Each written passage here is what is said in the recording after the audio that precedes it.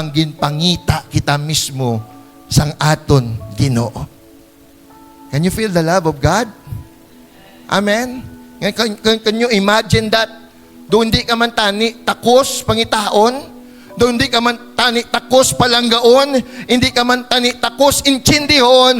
Pero salamat sa kay Jesus, iya kita ginpangita, kagluwat kita niya mga kauturan tinawag, agudiin kita nga magpangalagad. Ang tao magpahilayo apang ginapangita sila sang Dios. Kita ang ginagamit sang Dios para pangitaon ining mga nawala. That's the love of the Father. Bisan pa nga ikamatay niya, basta maluwas lang ang anak niya. Same ang ginimo ni Jesus sa aton. Wala yagin bali ang kamatayon, basta ikaw lang kag ako, maluwas sa impyerno mga kauturan. That's the love of God. That is the reckless love of Jesus. Salamat sa Diyos nga ang pag-igugma naton hindi na sa mga bagay nga ini ang aton pag-igugma sa Diyos kay bangod ang Diyos among aton ginatuohan nga sarang makaprovide sang aton pangangilangnan, sarang makaayos sang anuman nga masakit kag balatian, makahatag sa sabat sang aton mga pamangkutanon. Amo na ang Diyos nga dapat naton higugmaon bangod ang iyang pag-igugma. Wow, hindi matakos mga kauturan. Wala kita sing dapat ipabugal kag mahimo nga itikal sa tubangan sang Dios. Kaya ang tanan nga ara sa aton iya ina sang Dios. Mayari bala sa aton ngando masiling mo si mo kaugalingon do wala nakakusing tsansa pa sa nahimo ko nga sala sa tubangan sang Dios. May mga tingog ka nga mabatian. May mga hara ang yawa kag ang kalibutan nga nagahatag sa imo sang condemnation.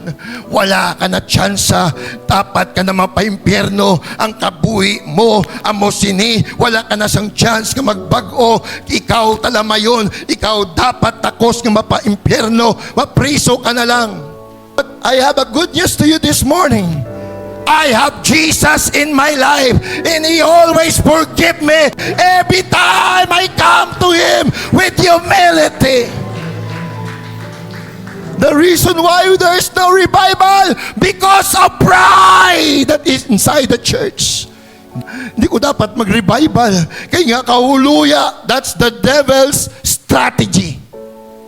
Hindi niya gusto nga mabatyagan mo ang pagigugma ni Jesus. Every time you receive the power of the Holy Ghost, that's the love of God for us. That's the love of Jesus to His people. Gusto sang Diyos yung imo pagigugma.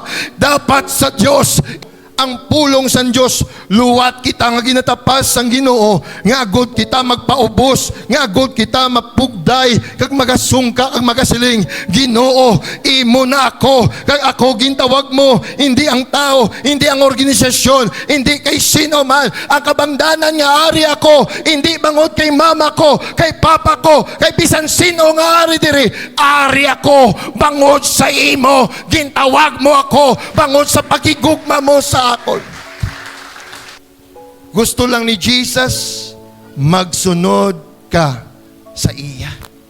Need to take off those things ang mahimo nga bugal nga hara sa aton, ang denial nga nahimo naton anay kay Jesus.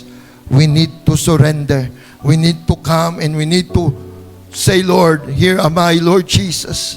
I need to surrender all. We need to offer and we need to come with humility.